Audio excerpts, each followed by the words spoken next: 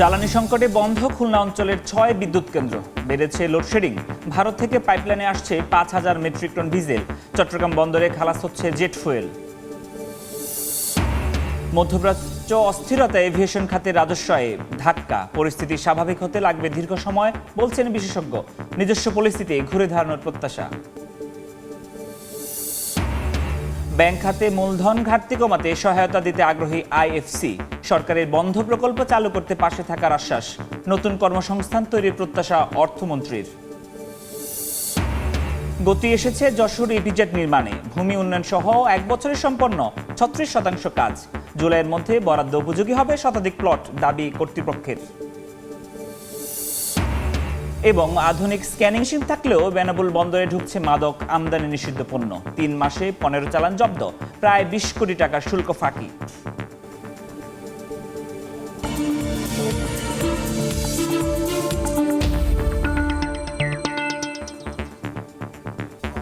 দেখছিলেন শিরোনাম। আমন্ত্রণ জানাচ্ছি দেশ ও দেশের বাইরের অর্থ বাণিজ্যের নানা খবর নিয়ে আমাদের নিয়মিত আয়োজন এ সময়ের বাণিজ্যে। আপনাদের সঙ্গে আছি আমি ফরহাদুর রহমান। জ্বালানি সংকটে খুলনা অঞ্চলের 10টি বিদ্যুৎ কেন্দ্রের 6টি বন্ধ রয়েছে। সক্ষমতার অর্ধেকে নেমে এসেছে উৎপাদন, বাড়ছে লোডশেডিং। এমন অবস্থায় সরকারি, বেসরকারি ও ব্যক্তি পর্যায়ে নবায়নযোগ্য জ্বালানির মাধ্যমে বিদ্যুতের উৎপাদন লক্ষ্য তৈরির আহ্বান বিশেষজ্ঞদের। নেয়ামুল হোসেন কোচির ছবিতে আব্দুল আল মামুন রুবেলের রিপোর্ট। দক্ষিণ পশ্চিমাঞ্চলের ক্রমবর্ধমান বিদ্যুতের চাহিদা মেটাতে এ অঞ্চলে গড়ে উঠেছে বেশ কিছু বিদ্যুৎ উৎপাদনকারী কেন্দ্র, যার মধ্যে বিদেশি ঋণ সহায়তায় নির্মিত কয়লাভিত্তিক রামপাল তাপবিদ্যুৎ কেন্দ্র পূর্ণ ক্ষমতায় উৎপাদনে রয়েছে। বিদ্যুৎ বিভাগের খুলনা অঞ্চলে রয়েছে ছোট বড় 10টি উৎপাদন কেন্দ্র, যার অধিকাংশই ডিজেল বা গ্যাসে চালিত। কেন্দ্রগুলো প্রায় 3000 মেগাওয়াট বিদ্যুৎ উৎপাদনে সক্ষম। তবে জ্বালানি সংকটে বন্ধ রয়েছে বিদ্যুৎ উন্নয়ন বোর্ডের Khulna 330 megawatt, Faridpur 50 megawatt, north West পাওয়ার কোম্পানির খুলনা 225 মেগাওয়াট, মধুমতি 100 মেগাওয়াট ও ওরিয়ন গ্রুপের রূপসা 105 মেগাওয়াট কেন্দ্র। ফলে প্রস্তুতি থাকার পরেও এ অঞ্চলে মোট উৎপাদন সক্ষমতার অর্ধেকে নেমে এসেছে। ফুয়েল অল্প আছে, সেটা অল্প কিছু আছে, সেটা দিয়ে আবার টেস্ট রান হিসাবে আমরা রাখছি। পর্যাপ্ত ফুয়েল পেলে আমরা প্ল্যান্টটা চালাতে পারবো। গ্রীষ্মকালে এই অঞ্চলে প্রতিদিন বিদ্যুতের গড় চাহিদা 1600 মেগাওয়াট। চাহিদা মতো বিদ্যুৎ সরবরাহ না পাওয়ায় শহর ও গ্রামাঞ্চলে 3 থেকে 5 ঘন্টা লোডশেডিং করতে হচ্ছে বিদ্যুৎ সরবরাহকারী প্রতিষ্ঠানগুলোকে। এই অবস্থায় বিদ্যুতের অপচয় রোধে নানা পদক্ষেপ নিয়েছে ওজোপারিকো।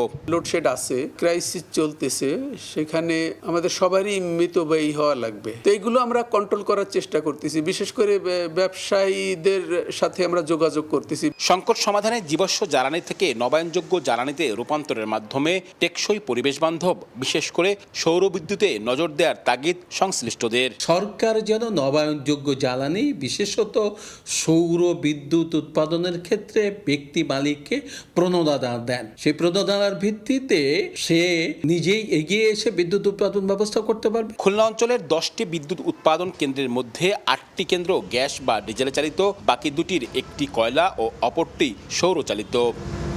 টেকসই ও নবায়নযোগ্য জ্বালানি কর্তৃপক্ষের তথ্যমতে ফার্নেস অয়েলে প্রতি ইউনিট বিদ্যুৎ উৎপাদনে খরচ যেখানে 18 টাকা, সেখানে সৌর বিদ্যুতে ইউনিট প্রতি খরচ মাত্র 9 টাকা। তাই আগামীর সংকট মাথায় রেখে টেকসই ও পরিবেশবান্ধব নবায়নযোগ্য জ্বালানি ব্যবস্থা গড়ে তোলার পরামর্শ বিশেষজ্ঞদের।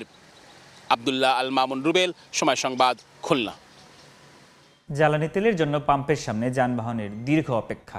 এদিকে ভারতের নুমালীগড় থেকে পাইপলাইনে পার্বতীপুর ডিপোতে আসতে শুরু করেছে 5000 মেট্রিক টন ডিজেল। আর চট্টগ্রাম বন্দরের পতেঙ্গা ডলফিন জেটিতে খালাস হচ্ছে জেট ফুয়েল। এ সকল বিষয়ে বিস্তারিত জানাতে এই মুহূর্তে রাজধানীর পরিবাগে আছেন সহকর্মী সাইফুল ইসলাম, দিনাজপুরে গোলাম নবী দুলাল ও চট্টগ্রামে আছেন ফেরদৌস লিপি। প্রথমে যাচ্ছি সাইফুলের কাছে। তীব্র গরম উপেক্ষা করে আমরা রাজধানীতে মানুষের কষ্টের চিত্র দেখেছি হাহাকার পরিস্থিতি। শুধুমাত্র একটি উদ্দেশ্য, একটু তেলের আশায় কিভাবে মানুষ ঘন্টার পর ঘন্টা নিজের কাজ বিসর্জন দিয়ে নিজের পরিবারের সাথে কাটানো যে সময়গুলি সেটি বিসর্জন দিয়ে আমরা দেখতে পেয়েছি যে একটু তেলের জন্য কিভাবে অপেক্ষা করছে ঘন্টার পর ঘন্টা। কেউ এসেছেন রাত থেকে, কেউ ভোর, আবার কেউ বা সকালের নাস্তা না খেয়েই কিন্তু সিরিয়াল আমরা দেখতে পেয়েছি। তবে এর মধ্য দিয়ে আমরা যদি একটু এখানকার পরিস্থিতি এখন বলি, আমরা আছি রাজধানীর আসাদ গেটের যে পাম্পটিতে, সেটিতে সকাল থেকে তেল ছিল না। কিছুক্ষণ আগেই হচ্ছে এইখানকার যে ট্যাঙ্ক ভর্তি গাড়ি এসেছে। গাড়ি আসার পরেই কিন্তু আমরা দেখতে পেয়েছি যে মানুষগুলি রাত থেকে সিরিয়ালে দাঁড়িয়েছিলেন তাদের মুখের হাসি, কারণ একটু ঘন্টার পর ঘন্টা লাইনে দাঁড়িয়ে থেকে কিন্তু তারা তেল পাবেন। তবে এখনকার চিত্র আমি যদি একটু দেখাই, যে কেউ বলছেন যে রাজধানীর বাইরে যাবে, আজকে বৃহস্পতিবার, কালকে ছুটি এবং পরশুদিনও ছুটির দিন, রাজধানীর বাইরে যাবে, তাদের তেলের প্রয়োজন, কিন্তু সেই প্রেক্ষাপটে তেল কতটুকু পাবেন সেটি একটি বিষয়। তবে এর মধ্যে দিয়ে আমরা দেখতে পেয়েছি এখানকার বেশ কিছু পাম্পে কিন্তু ফুয়েল পাস ছাড়া কিন্তু তেল দেওয়া হচ্ছে না। এর পাশাপাশি ফুয়েল পাস থাকলে মাত্র 1000 টাকা তেল দেওয়া হচ্ছে, আর ফুয়েল পাস না থাকলে 500 টাকা তেল দেওয়া হচ্ছে। তবে এক্ষেত্রে আমরা বলতে পারি যে দীর্ঘ সিরিয়ালের সারি কবে নাগাদ কমবে, সেই প্রশ্ন কিন্তু বরাবরের মতোই এখানকার চালকদের কিন্তু থাকছে। আমরা একটু জানবো রাজধানীর বাইরে, আমাদের আরেক সহকর্মী আছে দিনাজপুর, গোলাম নবী দুলাল, যাচ্ছি ওখানকার পরিস্থিতি তেলের সরবরাহে জানতে। আমি এই মুহূর্তে রয়েছি পার্বতীপুর রেলহেড ডিপোতে, যেখানে ভারতের নুমালীগড় থেকে আপনার 5000 মেট্রিক টন ডিজেল আজকের এই পার্বতীপুর রেলহেড ডিপোতে আসা শুরু হয়েছে এবং গত 14 এপ্রিল কিন্তু 8000 মেট্রিক টন এখানে ভারত থেকে এখানে ডিজেল এসেছে। এবং আমরা এখানকার যিনি পদ্মা মেঘনার যিনি ম্যানেজার কাজী রবিউল ইসলাম, তার কাছে যে তথ্য নিয়েছি, তিনি বলছেন যে আজ থেকে যে ডিজেলটি আসতে শুরু করেছে ভারতের থেকে, সেটি আসতে সময় লাগবে 40 থেকে 50 ঘন্টা সময় লাগবে। এবং আরেকটি বিষয় হচ্ছে যে এই এপ্রিল মাসে 40,000 মেট্রিক টন ডিজেল আসার যে চুক্তি ছিল, সেটি কিন্তু 25,000 মেট্রিক টন বরাদ্দ দিয়েছে বলে তিনি জানিয়েছেন। এবং এই 5,000 মেট্রিক টন ডিজেল আসা শেষ হলেই আবার 3 দিন পরে আবার 7,000 মেট্রিক টন ডিজেল এই পার্বতীপুর রেলহেড ডিপো থেকে ভারত থেকে এখানে আসা শুরু হবে। মোট আপনার 25,000 মেট্রিক টন ডিজেল আপনার এই পার্বতীপুর রেলহেড ডিপো থেকে এখানে আপনার জমা হবে। আমরা ইতিমধ্যে জানেন যে জ্বালানি তেলের যে সংকট, সেটি আপনার অনেকাংশে এটা পূরণ করছে যে ডিজেল আপনার যারা এখানে আসছেন, আমরা দেখছি যে এখানে অনেক ট্যাঙ্ক লরি রয়েছেন, যারা বরাদ্দ পাওয়ার পরেই আপনার তারা এই ট্যাঙ্ক লরি তারা ভরে তারা আপনার তাদের ফিলিং স্টেশনে যাবেন। যেটা বলা হচ্ছে যে যাদের বরাদ্দ 9000 লিটার, তারা পাচ্ছেন 2 থেকে 3000 লিটার। এটা তাদের জন্য একটা সংকট বলে তারা জানিয়েছেন। এই চট্টগ্রামে রয়েছেন আমাদের সহকর্মী ফেরদৌস লিপি, তিনি সেখানকার খবর জানাবেন। আমরা এই মুহূর্তে আছি ডলফিন জেটির 5 নম্বরে এবং সেখানে একটি ডিজেলবাহী জাহাজ খালাস প্রক্রিয়া চলছে এবং এই খালাস প্রক্রিয়া কিন্তু গতকাল থেকে শুরু হয়েছে এবং এই জাহাজে অর্থাৎ এমটি লুসিয়া যে জাহাজ, সেখানে কিন্তু প্রায় 34,000 মেট্রিক টন ডিজেল ছিল এবং সেটার খালাস প্রক্রিয়া আজকে বিকেল নাগাদ শেষ হবে বলে আমরা জানতে পেরেছি। এবং এরই মধ্যে আরেকটি জাহাজ তম দামিনী, সেটা কিন্তু 6 নম্বর জেটিতে নোঙর করছে এবং এখানেও কিন্তু প্রায় 32,000 যে টন ডিজেল রয়েছে এবং এই দুইটি জাহাজ কিন্তু গত মঙ্গলবার আসে বাংলাদেশ সীমানায় এবং তারপর কিন্তু আজকে লুসিয়া থেকে খালাস প্রক্রিয়া শেষ হবে এবং আরেকটি নোঙর করছে টম দামিনী, সেখানে থেকে খালাস প্রক্রিয়া হয়তো বিকাল নাগাদ শুরু হবে। এবং এর আগে প্রায় 12,000 টন যে জেট ফুয়েল, সেটা কিন্তু ইতিমধ্যে গ্রেট প্রিন্সেস খালাস করে চট্টগ্রাম বন্দর ত্যাগ করেছে। এবং আপনারা জানেন যে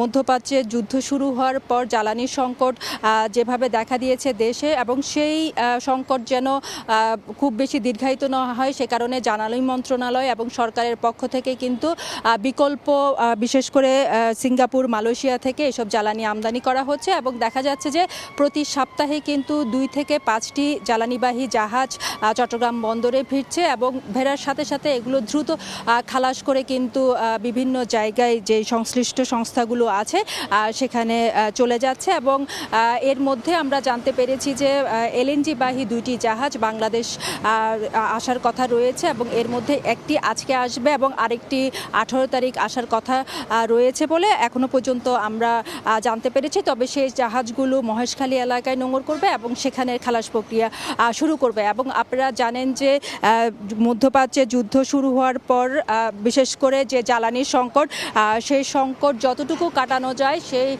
চেষ্টা কিন্তু সংশ্লিষ্ট যে সংস্থাগুলো আছে সেগুলো করছে এবং সেই প্রক্রিয়ায় কিন্তু এই যে বর্তমানে যে জাহাজ দুটি রয়েছে ডিজেলবাহী সেগুলো চট্টগ্রামে যে ডলফিন জেটি সেখানে খালাস প্রক্রিয়া চলছে। তো এই ছিল আমার কাছে চট্টগ্রামে যে ডলফিন জেটি থেকে জ্বালানিবাহী জাহাজের সর্বশেষ তথ্য।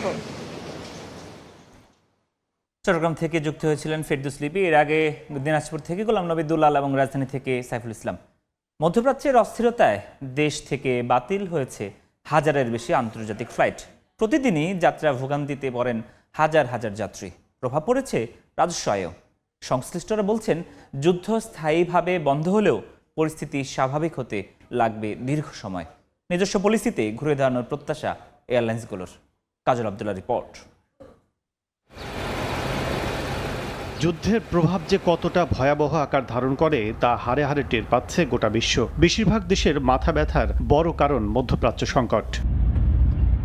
চলমান অস্থিরতায় জ্বালানি খাত ও পণ্য পরিবহন অনিরাপদ হওয়ার পাশাপাশি ভেঙে পড়ে আন্তর্জাতিক আকাশ যোগাযোগ ব্যবস্থা। ব্যবসা পরিচালনায় কোণঠাসা হয়েছে শত শত এয়ারলাইন্স। হাজার হাজার ফ্লাইট বন্ধের কারণে ভ্রমণ অনিশ্চিত হয় যাত্রীর। উড়োজাহাজ বসিয়ে রাখায় উঠছে না পরিচালন ব্যয়।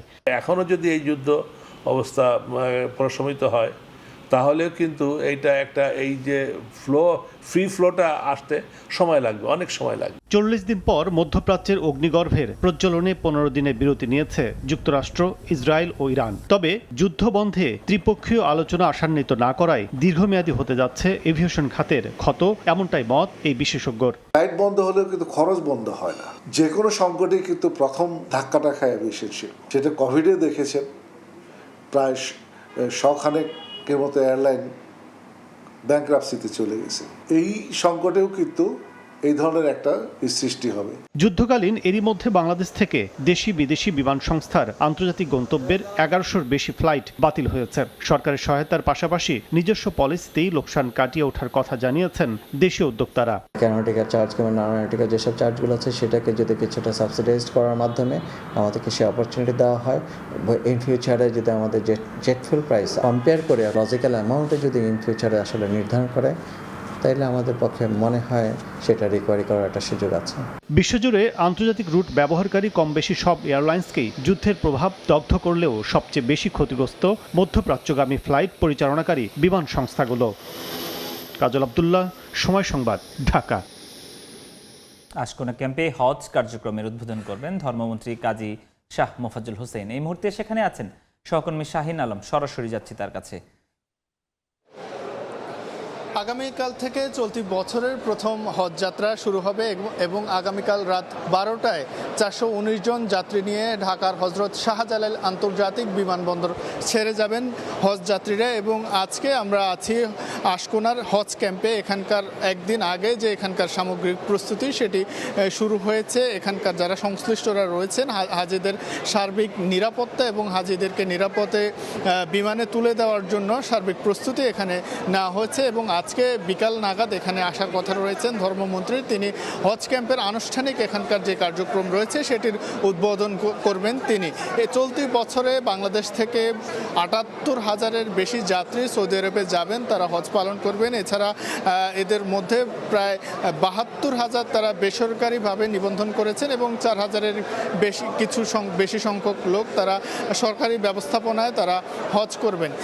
জানিয়ে রাখি যে গত বছরের তুলনায় চলতি বছরের টিকিট প্রতি ১২,০০০-এর টাকা কমানো হয়েছে এবং টাকা সহ সামগ্রিকভাবে যেন নিরাপদে হজ যাত্রীরা হজ করতে পারেন সেই বিষয়গুলোতে কিন্তু এবার নজর দেওয়া হচ্ছে।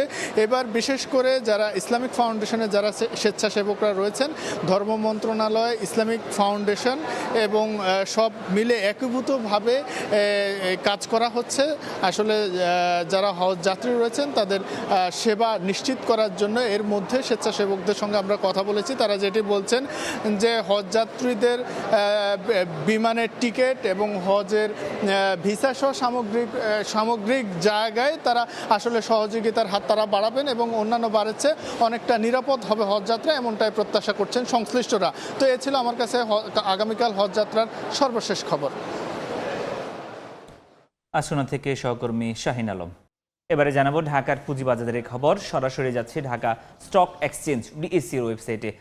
দর্শক, আজকে যেটি দেখা যাচ্ছে এখন পর্যন্ত ঊর্ধ্বমুখী প্রবণতায় লেনদেন চলছে ঢাকার পুঁজিবাজারে। ডিএসসি এক্স যেটি প্রধান সূচক সেটি আমরা দেখতে পাচ্ছি যে প্রায় বেড়েছে 39 পয়েন্ট আর কমেছে একই সাথে সরিয়া সূচকে দেখছি 10 পয়েন্ট বেড়েছে এবং 15 পয়েন্ট বেড়েছে বাছাইকৃত সূচকে। এই তো যে পরিস্থিতি, এর মাঝে আমরা দেখতে পাচ্ছি যে এখন পর্যন্ত লেনদেন হয়েছে 312 কোটি টাকা আর প্রতিষ্ঠানের শেয়ারের দাম বেড়েছে 365টি, কমেছে তার থেকে অনেক কম, অর্থাৎ 68টি প্রতিষ্ঠানের শেয়ারের দাম কমেছে আর অপরিবর্তিত রয়েছে 59টি প্রতিষ্ঠানের শেয়ারের দাম। এই যখন পরিস্থিতি, এখন পর্যন্ত যা লেনদেন হয়েছে সেক্ষেত্রে কারা কত টাকার শেয়ার বিক্রি করেছে সেটি আমরা একটু জেনে নিতে চাই। প্রথমেই যেটি দেখতে পাচ্ছি যে শাইনপুকুর সিরামিক্স তারা এখন পর্যন্ত প্রায় 13 কোটি টাকার শেয়ার তারা বিক্রি করেছে, প্রত্যেকটা শেয়ার 22 টাকা তে তারা বিক্রি করছে। তার পরবর্তী অবস্থানে আমরা দেখতে পাচ্ছি যে ইবিএল অর্থাৎ ইস্টার্ন ব্যাংক লিমিটেড তারা 27 টাকা প্রতিটি শেয়ার এখন বিক্রি করছে, এখন পর্যন্ত প্রায় 11 কোটি টাকার শেয়ার তারা বিক্রি করেছে। তার পরবর্তীতে আমরা দেখতে পাচ্ছি যে একনিক পেস্টিসাইড তারা কিন্তু এখন পর্যন্ত 26 টাকা 90 পয়সাতে তারা প্রতিটি শেয়ার বিক্রি করছে এবং তার যে পরিস্থিতি তারা এখন পর্যন্ত 11 কোটি টাকা শেয়ার বিক্রি করেছে। তার পরবর্তী যে দুটি প্রতিষ্ঠান আছে সিটি ব্যাংক এবং খান ব্রাদার্স তারা এখন পর্যন্ত প্রায় 10 কোটি টাকারও বেশি শেয়ার বিক্রি করেছে এবং এই যে শেয়ার বিক্রি করছে সেক্ষেত্রে সিটি ব্যাংকের প্রতিটি শেয়ার আমরা দেখতে পাচ্ছি 30 টাকা 60 পয়সা এবং খান ব্রাদার্সের যে পরিস্থিতি আমরা যে দেখতে পাচ্ছি তাদের প্রত্যেকটি শেয়ার এখন বিক্রি হচ্ছে 53 টাকায়। তো এই যখন পরিস্থিতি শেয়ার বাজারের 1 ঘন্টা 15-20 মিনিট লেনদেন হয়েছে এখন পর্যন্ত। এই ছিল সবশেষ আপডেট।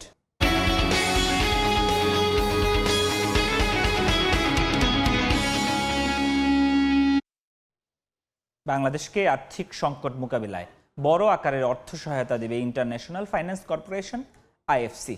বুধবার ওয়াশিংটন ডিসিতে বাংলাদেশ ও উন্নয়ন সহযোগীদের দ্বিপাক্ষিক বৈঠকে এই প্রতিশ্রুতি দেয় সংস্থাটি।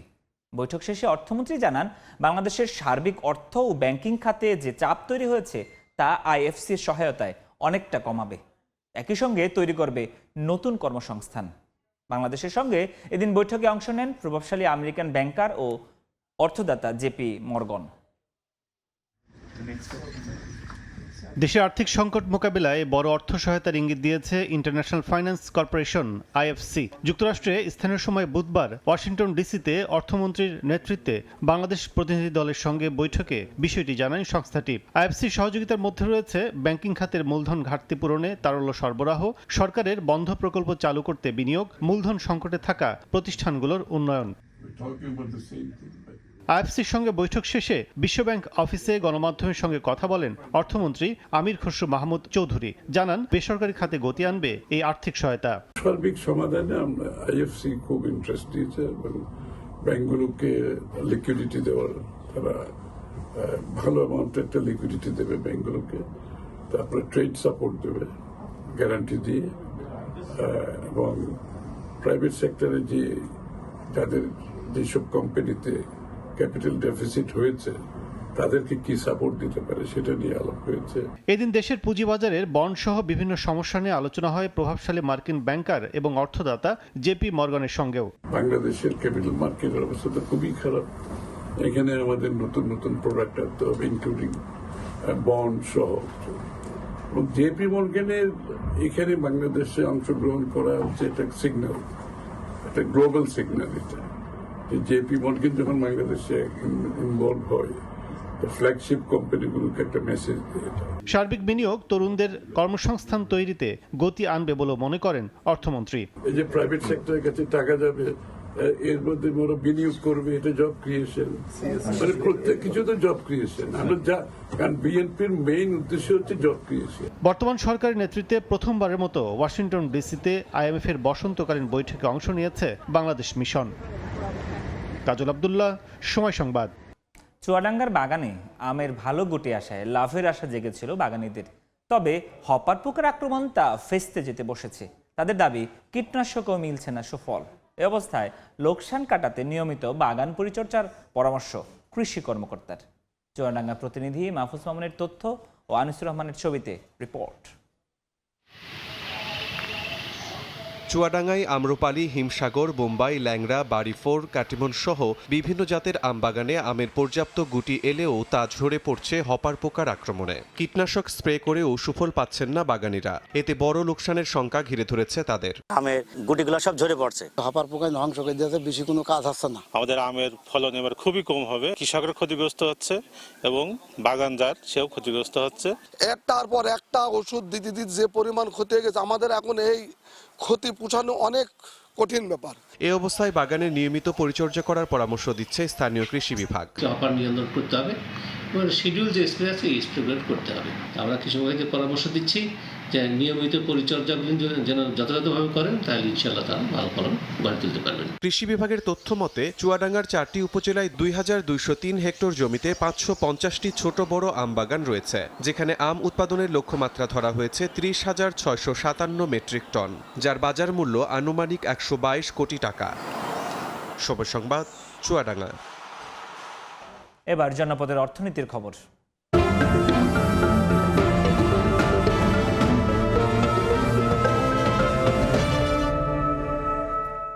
গতি এসেছে যশোর ইপিজেড নির্মাণ কাজে। ইতিমধ্যে সম্পন্ন হয়েছে ভূমি উন্নয়ন কাজ, একযোগে চলছে ড্রেন, সড়ক সহ আনুষঙ্গিক উন্নয়ন কর্ম। কর্তৃপক্ষের দাবি জুলাই মাসের মধ্যে প্রস্তুত হবে শতাধিক প্লট এবং দেয়া যাবে বরাদ্দ। যশোর থেকে আবুল কালাম আজাদের ছবি ও জুয়েল মৃধার তথ্য নিয়ে রিপোর্ট। 2019 সালের নভেম্বরে যশোরের অভয়নগর উপজেলায় প্রেমবাগ ইউনিয়নের চেঙ্গুটিয়া, মহাকাল, প্রেমবাগ, বালিয়াডাঙ্গা, আমডাঙ্গা, আরাজি, বাহিরঘাট, মাগুরা ও রাজাপুর মৌজায় 502.906 একর জমিতে যশোর ইপিজেড প্রকল্প অনুমোদন দেয় সরকার। পরিকল্পনা অনুযায়ী এই ইপিজেডে 438টি প্লট হবে, যেখানে বিদেশি বিনিয়োগকারী তাদের শিল্প প্রতিষ্ঠান গড়ে তুলবেন। এতে করে প্রায় 1.5 লাখ মানুষের প্রত্যক্ষ কর্মসংস্থানের সুযোগ হবে। প্রকল্প গ্রহণের 6 বছর পর 2025 সালে শুরু হয় ইপিজেড নির্মাণ কাজ। গেল 1 বছরে কাজের অগ্রগতি হয়েছে 36%। এর মধ্যে সম্পন্ন হয়েছে ভূমি উন্নয়ন কাজ, একযোগে চলছে ড্রেন, সড়ক সহ আনুষঙ্গিক উন্নয়ন কর্ম। তবে এখনো পরিশোধ হয়নি ভূমি মালিকদের অধিগ্রহণের টাকা। জেলা প্রশাসকের দাবি চেক বিতরণের সৃষ্ট জটিলতা নিরসন করা হয়েছে। 4-5টা ঠিকাদার এখানে কাজ করতেছে, বিল্ডিং এর পাইল টেস্ট। বিজেট নেওয়াটা খুশি আছে, বিজেটের সবটা আছে যে ছেলে ফেলে চাকরি বাকরি করতে পারবে। খুশি তা আমাদের যদি ন্যায্য মূল্যটা দিত তাহলে আমরা আরো খুশি হতাম। জমি বাঁধেছে প্রায় 4-5 বিঘে, আমরা এখনো 1 টাকাও পাইনি। এই বিজেট নিয়েই বেলাছে, আমাকে টাকা কটা দিয়ে দিলি আমরা যে কোনো কাজ করতে পারি। 1000 প্লাস চেক আমরা বিতরণ করেছি অলরেডি, আসার পরে আমরা আমাদের অল্প কিছু চেক বাকি আছে, আমরা সেগুলিও অ্যাকাউন্টসকে বলেছি যে আপনারা একটু দ্রুত এটা সেবাটা দিবেন, মানুষ যাতে ভয়ানি বা ভোগান্তি শিকার না হয়। আমরা স্বচ্ছতার সাথে কাজ করছি। এবং ইপিজেড কর্তৃপক্ষের দাবি অধিগ্রহণ করা জমির দখল, হস্তান্তর ও দরপত্র অনুমোদনে বিলম্ব হওয়ায় কাজের অগ্রগতি কিছুটা কম। তারপরও আগামী জুলাই মাসের মধ্যে প্রস্তুত হবে শতাধিক প্লট, যা দেয়া যাবে বরাদ্দ। আমাদের 36% কাজের অগ্রগতি হয়েছে। বিভিন্ন ইনভেস্টরের চাহিদা আছে এবং ওনারা যোগাযোগ করতেছে প্লট অ্যালটমেন্টের জন্য। আমরা আমাদের বিনিয়োগ উন্নয়ন শাখাকে জানিয়েছি, ওনারা আশা করি জুলাই থেকে অ্যালটমেন্ট দেওয়ার পদক্ষেপ গ্রহণ করবেন। এ প্রকল্পে ব্যয় ধরা হয় 1678 কোটি 29 লাখ টাকা। প্রকল্পটি চলতি বছরের 31 ডিসেম্বর শেষ হওয়ার কথা। সময় সংবাদ, যশোর। 2 দশক পূর্ণ করল বেভারেজ ব্র্যান্ড মজো। গেল 14 এপ্রিল দেশব্যাপী বর্ণাঢ্য আয়োজনের মাধ্যমে উদযাপন করা হয়েছে মজোর 20তম জন্মদিন। রাজধানীর আকিজ হাউসে বর্ণাঢ্য আয়োজনে উদযাপিত হয় মজোর জন্মদিন, যার মাধ্যমে সূচনা হয় মজোর 21তম বর্ষের পথ চলা। একই সঙ্গে ধানমন্ডির রবীন্দ্র সরোবরে সারাদিন ব্যাপী বৈশাখী মেলা ও কনসার্ট অনুষ্ঠিত হয়, যা আগামী 18 এপ্রিল পর্যন্ত চলবে। উত্তরা ফ্রেন্ডস ক্লাব মাঠেও সারাদিন ব্যাপী বৈশাখী মেলা ও কনসার্টের আয়োজন করা হয়। এই মেলাটিও চলবে 18 এপ্রিল পর্যন্ত। ইস্ট ওয়েস্ট ইউনিভার্সিটিতে শিক্ষক ও শিক্ষার্থীদের অংশগ্রহণে উদযাপিত হয় এই বিশেষ দিনটি। এছাড়া হাতিরঝিল অ্যাম্ফি থিয়েটারে অনুষ্ঠিত বৈশাখী মেলা ও কনসার্টেও মজুর জন্মদিন উদযাপন করা হয়।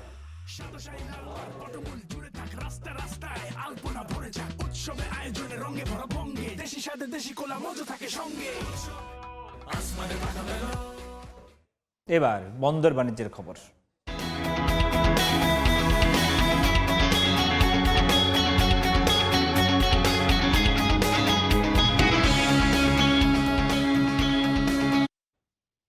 বেনাপোল বন্দরে আধুনিক স্ক্যানিং মেশিন থাকলেও ঢুকছে মাদক, আমদানি নিষিদ্ধ ও মিথ্যা ঘোষণার পণ্য। গেল 3 মাসে এমন 15টি চালান জব্দ করেছে কাস্টমস, যেখানে শুল্ক ফাঁকির পরিমাণ প্রায় 20 কোটি টাকা। কাস্টমস ও বন্দর কর্তৃপক্ষ বলছে, অবৈধ পণ্যের চালান জব্দ ও অভিযুক্তদের শাস্তি নিশ্চিতে তৎপর রয়েছেন তারা। বেনাপোল প্রতিনিধি আজিজুল হকের তথ্য ও শাওন হোসেনের ছবিতে রিপোর্ট। ভারত বাংলাদেশ দ্বিপাক্ষিক বাণিজ্যের প্রায় 80% হয়ে থাকে বেনাপোল স্থলবন্দর দিয়ে। যেন অবৈধ ও মিথ্যা ঘোষণায় কোনো পণ্য দেশে ঢুকতে না পারে, সেজন্য বন্দরের কার্গো ভেহিকেল টার্মিনালে স্থাপন করা হয়েছে অত্যাধুনিক স্ক্যানিং মেশিন, যেটি কাস্টমসের তদারকিতে পরিচালনা করছে ঠিকাদার প্রতিষ্ঠান বাংলাদেশ ফাইবার অ্যাসোসিয়েটস।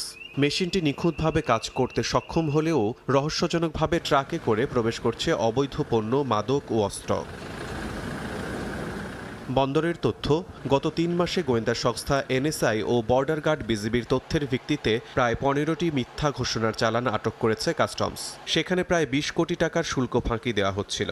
আমাদের যখন ভারতেতে গাড়ি ঢুকছে ভিতরে, তখন যদি এই স্ক্যানিং মেশিনটা সঠিকভাবে যদি স্ক্যানিং করে, তাহলে অবৈধ কিছু ঢোকার সম্ভাবনা নেই। কিছু অসৎ ব্যবসায়ী সরকারের শুল্কে ফাঁকি দেয়, যার কারণে আমরা সাধারণ ব্যবসায়ীরা হয়রানির শিকার হয়। এই স্ক্যানিং মেশিন পরিচালনায় কোটি কোটি টাকা খরচ হচ্ছে, কিন্তু এটি কোনো কাজে আসছে না। তথ্য পেলেই অবৈধ পণ্য চালান আটক ও অভিযুক্তদের বিরুদ্ধে শাস্তিমূলক ব্যবস্থা নেওয়া হচ্ছে বলে জানিয়েছে কাস্টম। ভবিষ্যতে এ ধরনের মিসডিক্লারেশনের যে কোনো ধরনের পণ্য আমরা ক্ষেত্রে সচেতন আছি। যদি কারো সংশ্লিষ্টতা পাওয়া যায়, সে যেই হোক, তার বিরুদ্ধে সর্বোচ্চ কঠোর ব্যবস্থা নেওয়া হবে। চলতি অর্থ বছরে বেনাপোল কাস্টমসে রাজস্ব আয়ের লক্ষ্যমাত্রা ধরা হয়েছে 8,370 কোটি টাকা। প্রথম 9 মাসে লক্ষ্যমাত্রার চেয়ে প্রায় 1,800 কোটি টাকা রাজস্ব ঘাটতি দেখা গেছে। সময় সংবাদ, বেনাপোল। এবার মুক্তবাজারের খবর।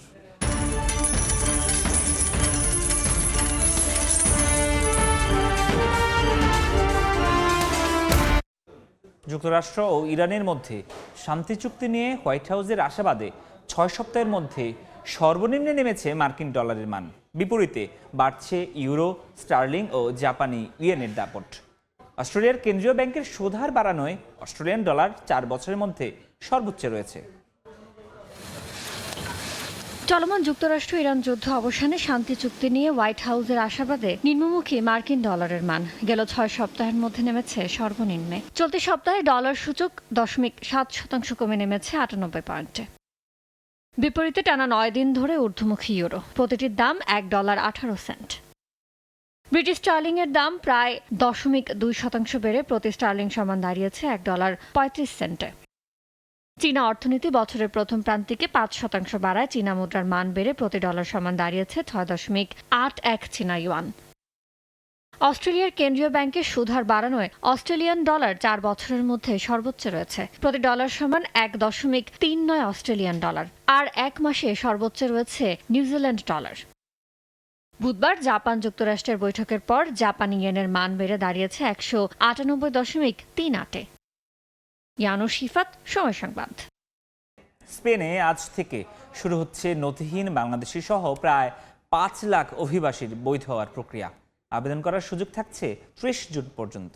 দেশটির সরকারের এমন পদক্ষেপে উচ্ছ্বসিত দেশটিতে বসবাসরত নথিহীন প্রবাসী বাংলাদেশিরা। তারা বলছেন, এই ঐতিহাসিক উদ্যোগের ফলে বিপুল সংখ্যক বাংলাদেশি দেশটিতে বৈধ হয়ে কর্মসংস্থানের সুযোগ পাবেন। সাইফুল আমিনের তথ্য ও চিত্রে রিপোর্ট। স্পেন সরকার দেশটিতে নথিহীন অভিবাসীদের জন্য সম্প্রতি একটি সাধারণ ক্ষমা কর্মসূচি অনুমোদন করেছে। এর ফলে দেশটিতে অবস্থান করা প্রায় 5 লাখ নথিবিহীন অভিবাসী আইনি স্বীকৃতির জন্য আবেদন করতে পারবেন। এই সুযোগ পেতে হলে আবেদনকারীকে অবশ্যই 31 ডিসেম্বর 2025-এর আগে স্পেনে প্রবেশ করতে হবে। আবেদনের শর্ত হিসেবে অন্তত 5 মাস দেশটিতে বসবাসের প্রমাণ এবং নিজ দেশ ও স্পেনে কোনো অপরাধের রেকর্ড না থাকার সনদ জমা দিতে হবে। এমন সুযোগ আসায় স্পেনের প্রবাসী বাংলাদেশিদের মধ্যে বইছে আনন্দের জোয়ার। দীর্ঘদিনের অনিশ্চয়তা কাটিয়ে বৈধ হওয়ার স্বপ্ন দেখছেন তারা। স্পেনের প্রধানমন্ত্রীকে আন্তরিক অভিনন্দন জানাচ্ছি বাংলাদেশ প্রবাসীদের পক্ষ থেকে, এবং আমাদেরকে এই যে একটা সুযোগ সুযোগ দেওয়ার জন্য। আনন্দের দিন পেয়েছি আমরা।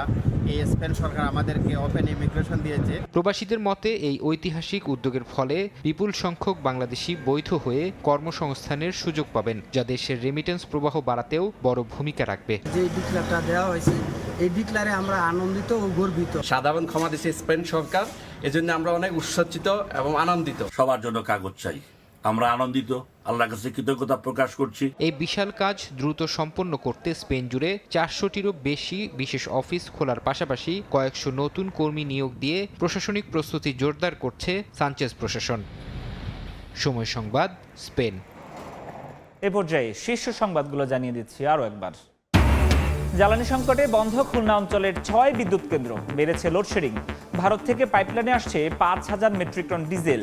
চট্টগ্রাম বন্দরে খালাস হচ্ছে জেট ফুয়েল। মধ্যপ্রাচ্যে অস্থিরতায় এভিয়েশন খাতের রাজস্ব আয়ে ধাক্কা। পরিস্থিতি স্বাভাবিক হতে সময় লাগবে বলছেন বিশেষজ্ঞ। নিজস্ব পরিস্থিতি ঘুরে দাঁড়ানোর প্রত্যাশা।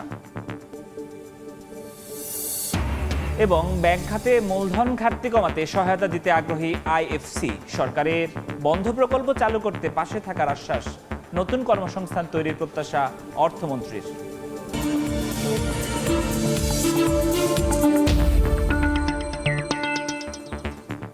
এই ছিল এ সময়ের বাণিজ্যে। দুপুর 12টার সময় সংবাদের সঙ্গে থাকবেন অর্জিতা শেহজিন। ধন্যবাদ ফরহাদ। দুপুর 12টার সময় সংবাদ নিয়ে আসছে কিছুক্ষণ পর, সঙ্গে থাকুন সবাই।